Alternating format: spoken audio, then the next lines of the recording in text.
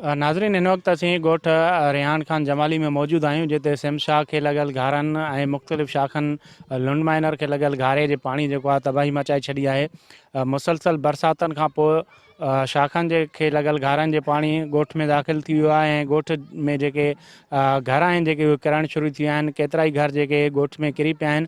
हिते ॻोठाणा असां सां मौजूदु आहिनि, उन्हनि खां पुछंदासीं त वधीक उहे इन सॼी सूरत हाल खे कीअं था ॾिसनि। घर असांजा किरिया आहिनि, इहा सिम अचे थी एॾो मथां थी अचे, इहा सिम फ्री आई आहे, असां सां सॼो इहो मुल्क मंशर थी वियो आहे। असांजा घर ॿुॾी विया आहिनि, घर हे किरिया पिया आहिनि साईं। असांजा इहो वयल आहे, पाणी को ॿधण लाइ तयारु न आहे, न का शइ बि आहे। असांजो पाणी जाॾो काॾो चारे तरफ़ वकिरजी वियो आहे। हाणे इहो सारियुनि ॾे पाणी इहो फसलुनि ॾे विया आहिनि, सॼा फसल ई ॿुॾी विया आहिनि। पाणी सॼो वञे थो, जाॾे काॾे पाणी वधी वियो आहे। हाणे महिरबानी करे असां सां मदद कयो, जेको बि थी सघे असांजो पाणी हितो निकाल कराए ॾियो असांखे। जेका बि अथॉरिटी हुई, जिन्हनि खे प्रोजेक्ट असाइन थियल हुयो, उन्हनि फाइनल करे माना चई त असां निकिता हलिया विया आहिनि। हालांकि पुछड़ खां न को हुनखे नेकाल जो को रस्तो आहे ऐं विच में छा की इहो शाखूं ॾिसंदा पिया आहियो जिथां किथां टुटियूं पियूं आहिनि। हीअ असांजो ॻोठ आहे रेहान खान जमाली जो, ही ॿुॾल आहे। इन खां मथे जेके बि एरिया आहिनि तव्हां ॾिसी आया आहियो ॿुॾल आहिनि। अञा हेठि पाणी बि निकिरंदो वञे थो। जेसीं ताईं हिनखे हेठि रस्तो कोन मिलंदो तेसीं ताईं हे ॻोठ ॿोड़ींदो हाणे ही असांजा ॻोठ क्रॉस करे हेठां जी तरफ़ गड़ी करे हे तरफ़ वधणु लॻो आहे। हीअ आस्ते आस्ते वधंदो वेंदो। महिरबानी करे अवाम खे इन कशाले खां कढियो ॿाहिरि।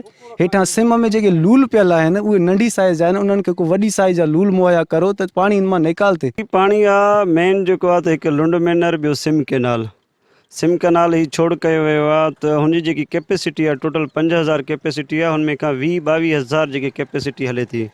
त ही मुख़्तलिफ़ जेके आहिनि 8 खां 10 ॻोठ जेके आहिनि डैमेज कया आहिनि, मुकमल तबाह कया आहिनि। तव्हां कैमरे जे अख में बाक़ाइदे तव्हां ॾिसी सघो था त उन में लुंड मैनर, किल्च शाख, गुल शाख, मुख़्तलिफ़ जेके शाखा आहिनि उहे छोड़ कयूं वियूं आहिनि। त तव्हां उनजी कैपेसिटी आहे ई न, त हिन टाइम ते पाणी उन में हले थो। ही तव्हां पाण कैमरे जे अख में केतिरो लखें रुपए जो नुक़सानु थी पियो आहे, ॻोठ तबाह थी विया आहिनि। बरसाति एतिरो नुक़सानु न ॾे आहे।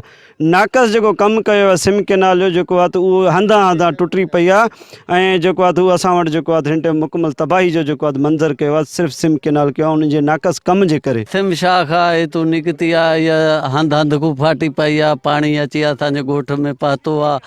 कोई हे बंदि करण जे लाइ तयारु न आहे, कोई रस्ते ॾियण जे लाइ तयारु न आहे।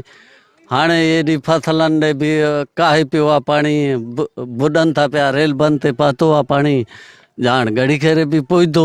नाज़रीन तव्हां सिमशाख ऐं लुंड माइनर खे लॻल घारे मुतासिरनि जा वीचार ॿुधा। ॻोठाणनि जो चवणु आहे त सिमशाख हिन वक़्तु तबाही मचाए छॾी आहे। ॻोठाणनि जो चवणु आहे त असांजा फसल त तबाह थी चुका आहिनि, लेकिन हिन टाइम जेके असां बेघर थी रहिया आहियूं, असांजा घर तबाह थी रहिया आहिनि, घर किरणु शुरू थी विया आहिनि ऐं पाणी जेको आहे घरनि में दाख़िल थी चुको आहे। ऐं जेको आहे इन पाणी खे जेकॾहिं न रोकियो वियो, पाणी खे जेको आहे वक़्तु सिर बंदि न कयो वियो त हीउ पाणी जेको आहे त गड़ी खेरो शहर खे हिट कंदो। कैमरामैन बशीर अहमद सां गॾु सागर भट्टी, टाइम न्यूज़, गड़ी खेरो।